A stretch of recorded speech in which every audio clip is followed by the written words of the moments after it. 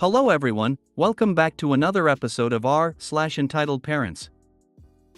In today's episode, entitled mother ignores boundaries, encourages child to open pet carrier in public. Mom ignored me for weeks, got mad when I didn't communicate to her. The reason my cousin doesn't talk to his mom. Before we get started, make sure to subscribe so you will never miss a video. So let's get started.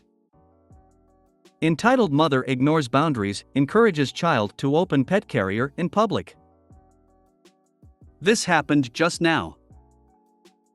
One of my pet rats suddenly became very ill. I rushed to the vets on public transport with another rat in the carrier to keep him company. The ill rat was admitted to hospital overnight and the outlook is not good. It's likely he will need to be euthanized. I was very upset when I got back on the train, and as I got on, a mother/daughter, 5-ish, gasped in delight at seeing a pet in a carrier. I started ugly crying when I sat down and clutched the carrier. The mother and daughter sat next to me and the mother joyfully encouraged her daughter to ask me what pet I had. I started crying harder and said, "I'm sorry, I'm not in the mood to chat, I will need to have an animal euthanized. You can have a look at my rat if you want." I turned away, put the carrier on the seat next to me and cried more. A few seconds later, the woman is encouraging her child to open the carrier to play with my rat. Okay, he's a big softy, but the train was stressing him out. I pulled the carrier away and said, "Please don't do that."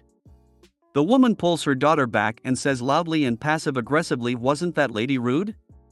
The child starts laughing at me. I'm listening to sad music, nose running, openly sobbing, while this woman and her kid insult me. Screw you. I blow up on people like that. Shit like that, while I'm processing the loss of a pet, will bring out the rage. I'll show you rude. I'm sorry you're dealing with the potential loss of a pet. It's never easy. I had a pet tarantula when I was like 21-ish. Her name was Amelie and she was adorable.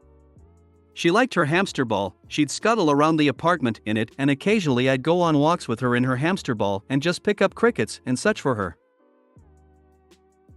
Well, on one such excursion I decided I wanted lunch at In-N-Out, fast food joints. A little girl, maybe 5 years old, sees the bright pink hamster ball and asks what kind of pet I have. I tell her it's a scary one and she doesn't want to see it. Her mom interjected and said something passive-aggressive about the youth being rude. I flat out told them, "Mom, trust me, your daughter doesn't want to see my girl." The mom said, "Just let her." I shrugged and let the kids see my girl. Kids started screaming and crying and wouldn't shut up, and the parents ended up leaving because their kid was just so unruly with her fear. Mom ignored me for weeks, got mad when I didn't communicate to her. I'm 25F, the only daughter in my family.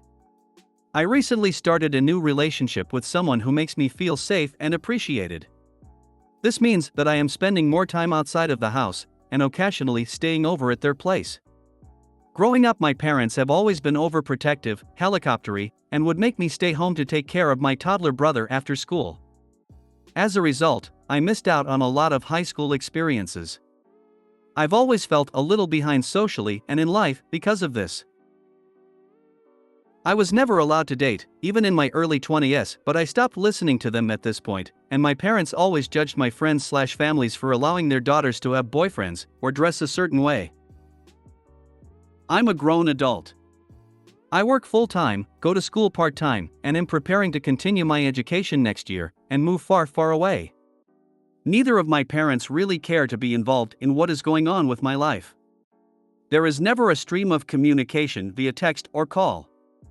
In the past, they would only really text or call me to ask me where I am. This would present itself as them cursing me out or accusing me of drinking/doing drugs. There is not even a stream of consistent communication between the two of them. So I have learned to be private with what is going on with my personal life, just because I don't really want them to be involved or provide their very judgmental and traditional opinions on what I do. My mom recently saw my tattoo, a small outline of my childhood dog on my ankle, told me I was a bad person and ran away crying. She then didn't talk to me for 2 to 3 weeks. I started this relationship around the same time. My parents now have been demanding to know where I am, who I am with, even though I have asked them for privacy. Probably should have known better. They started lecturing me about how if I don't like it here I can move somewhere else. My mother made very personal attacks at me during this lecture. I got upset and emotional and she scoffed at me. My dad told me to not take her opinions personally and that she shows affection in a weird way. They told me that I am responsible for telling them where I am, even though they have not texted me to ask me where I have been. Again, they don't text or call me really ever, so I just assumed that it didn't bother them. Only to find out that I should have been picking up that they care oh so much. But, speaking from past experiences, they only start to care when they start to pick up on me dating someone. They also say things like, "We trust you," but not the other person, which I take as, "We don't trust you to pick a good person." They also say things like, "You always pick friends over family, but when they go out for dinner, take my brothers and don't invite me." I am just incredibly confused if I am in the wrong to assume that they didn't care. Because it definitely feels like I am of the lowest value as the only daughter in a first-gen household. I guess I'm just wondering if this is normal for parents? And how do I navigate/appease them for peace, because I am just so tired. I have so much going on in my own life, and these unnecessary lectures jumble my brain/stress me out even more than I already am. Also, am I being gaslit into believing that they genuinely care?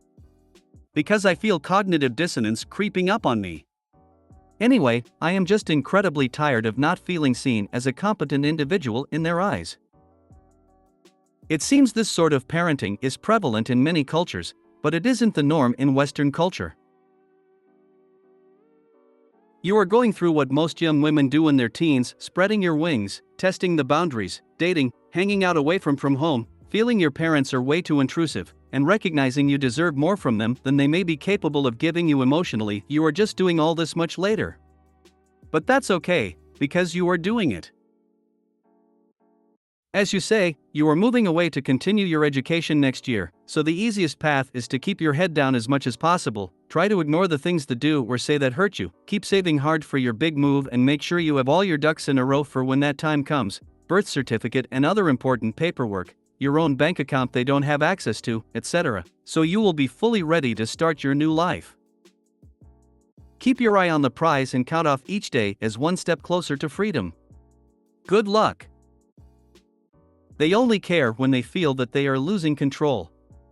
You need to get out as soon as you can because this isn't going to stop. Good luck. The goal here is to keep you dependent and easily controlled forever. No, it's absolutely not normal. The goal of good parents is to ensure that their kids are prepared to be independent adults. The only way you'll be able to do that is to move out. Do not, under any circumstances, inform your parents that you're planning to do this. Do all the preparations secretly and leave when they're gone for the day. They will do everything in their power to stop you. Not because they love you, but because they love controlling and abusing you. For them, you are an emotional dumping ground. Someone to take their shit out on. They don't know how to function without you to absorb all their negativity. But, that's horrible, and their shit isn't your responsibility to deal with. Get out. Get therapy. The reason my cousin doesn't talk to his mom. This isn't about me, but rather my cousin Mark, fake name, M24. I knew he is NC with his bio mother, but I never knew why, nor I asked since it wasn't my place to ask. Till my grandma told me the reason, with no prompt, mind you. She was like, "Oh, by the way, this is why." When he was 8 years old, his father, my mother's brother, and his mother divorced. According to my grandma, she was entitled, demanding, and just plain rude.